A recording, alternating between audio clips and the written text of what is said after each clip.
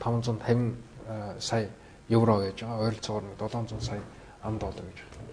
Энэ дээр техник эдийн засгийн үндэслэлийг хийж одоо дуусаад энэ техник эдийн засгийн үндэслэлээр нь гарсан тоо. Санхүүжилтийг бол 60% нь бол зээл, 40% нь юуны хувийн хөрөнгө оруулалт.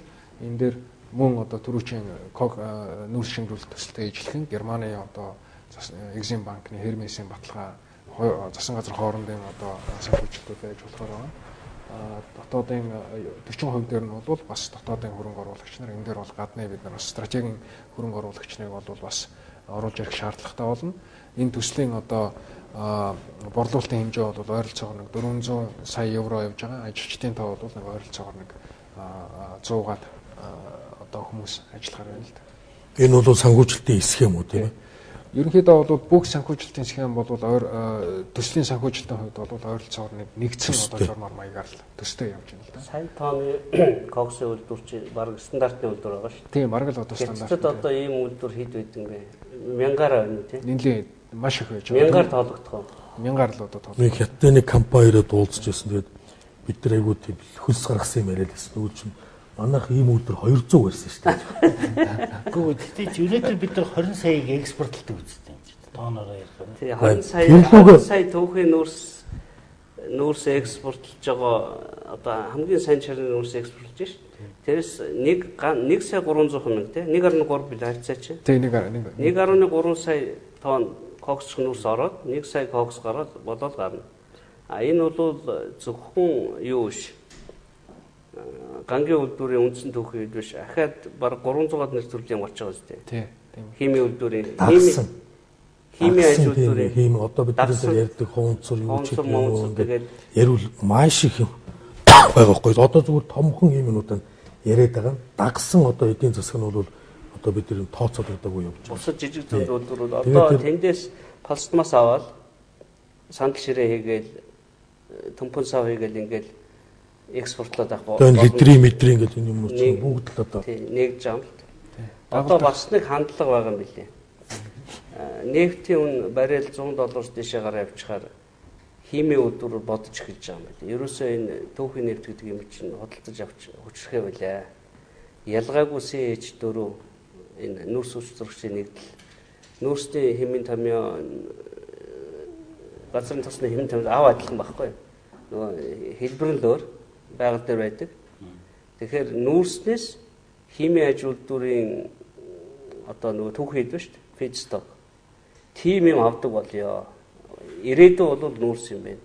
Бид нар энэ машин хийдэг бензинийг тэ өрсөлдөж түүхийд авч чадхаа болж байна. Тэгэхгүй бол нөгөө пластмасын үн чинь хүн худалдаж авахаар боломжгүй тийм өндөр нь гарах юм байна л гэж байгаа юм хэлээ л дээ.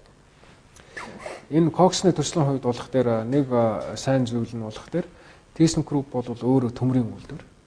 Төмрийн үйлдвэр болох дээр одоо нөгөө сайн чанарын кокс хэрэгцээтэй байгаа учраас ThyssenKrupp-ийн одоо худалдан авалтын компани нь гарч байгаа бүтээгдэхүүнийг бид нар 100% худалдаж авъя гэсэн байж байгаа. Үндс нь гаргаж байгаа бүтээгдэхүүн. Буцаагаад өөрсдөө авъя. Тэгэхээр бол борлуулах талдаа асуудал байна гэдэг маань хөрөнгө оруулах тал нь асуудал болох тийм хөвцөлтэй л гэсэн үг. Тэгэхээр тийм яг ижилхэн одоо ThyssenKrupp бол дэлхийн томоохон шийдсэн үү? Тээвэрлэлтэн дээр нь бол одоо бас асуудлууд гарна л да. Одоо бол Улаанбаатар төмөр зам дээр бол тавд асуудлууд ингэж байгаа. Хөрөлцөөгүй хүчин чадлын асуудал. Гэхдээ юм бид шүү дээ. Манай 5-7 нүүрс чи яваад Тэнжинд очиод ThyssenKrupp-ийн коксын үйлдвэр дээр кокс болж хувираад буцаагаад Тэнжингээс Улаанбаатар дайраад Оросоор дайраад Герман явдаг юм билээ шүү дээ. Сая бол туршилтаар Улаанбаатар төмөр замын одоогийн тээврийг ашиглаад туршилтын ачлалуудыг Германд нэлээсэн. Ер нь бол тэгээд энэ явцууд бол өөрөө зөвхөн тэр мөнгөний төлөөд эрдэмтэд ч юм уу тэр өндөр туршлагатай компаниуд хийдэг биш. Энэ хооронд ч бол асар их тийм туршилтын нэг ачлалууд бол их явсан биз тийм ээ.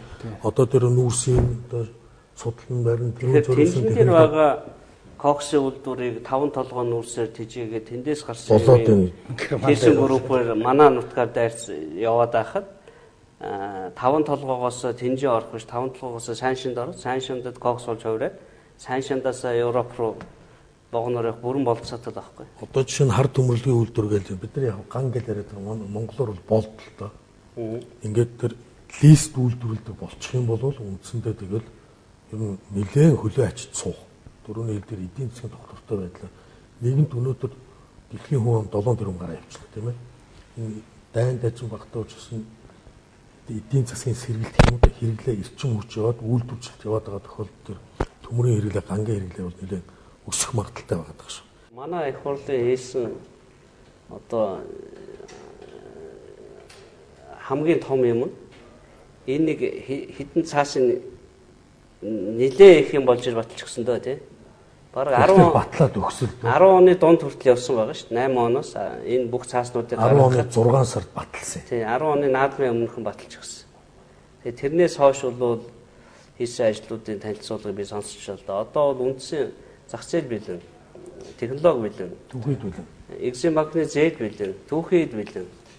Одоо бол тэр нэг дутагдаад байгаа засгийн газрын хитгэн баталгаа биш.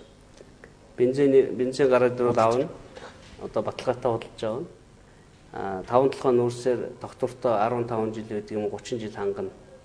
Чадахгүй бол ийм хариуцлага хүлээн гэдэг гэрээнүүдлийн байгаа үстэй тийм. Одоо ерөөсөө бараг л тэр гадныхантай хийгээд байдаг доктортой байдлын гэрээ гэдэг мэл энэ лүгэл орж ирэл цогцолтой болчихлоо. Сайн шантын ажлуудын паркд баригдах үйлдвэрүүдэд доктортой байдлын гэрэл байгуулж болох юм биш. Дотоодын одоо хангамж гэдэг ч юм уу бусад юмнууд байгаа. Тэгээд тодорхой хэмжээний татврын нөхцлүүд байж болно л да. Одоо нэмж ярих юм байна.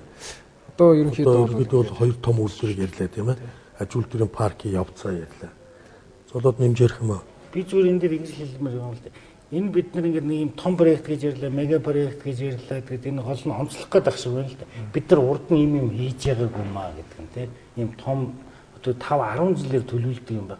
Манай улсын их хурл маань бид нар мэддэг нэг жилийн төсөвдөрөө л нэг хэрэлддэг багтаа. Тэрнээс 2-3 жилийн юм төлөвлөлнө гэж ер нь бараг байхгүй Монголын эдийн засгт одоо. Юун тэр дээд зүг 2 жил зурдаг гэдэг талаар мэддэг ч хүн Монголд ер нь баг хэцүү. Одоо үнэхээр манай топ бизнесмэнүүд юм хэлсэн.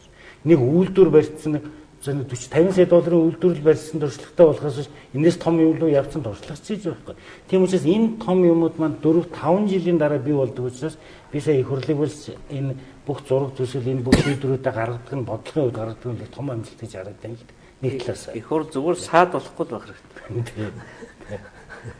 Хүссэн юмыг гаргаж өгч. Их хурлын хийсэн ажил бол байгаа зүгээр. Энэ маань өөрөө одоо яг бизнес дээр очиод одоо энэ проект хариуцж байгаа хүмүүс дээр очихоор одоо л харин нэг хурдан л цаашаа явуулаасаа яг л Монголын эдийн засгийн хувьд бол бид нар жилдээ нэг 900 тэрбум төгрөгийг халамжин цацж байгаа улсаа. Зүгээр л халамж. Гэхдээ энэ оны 7 сараас хаагдж байгаа шүү дээ.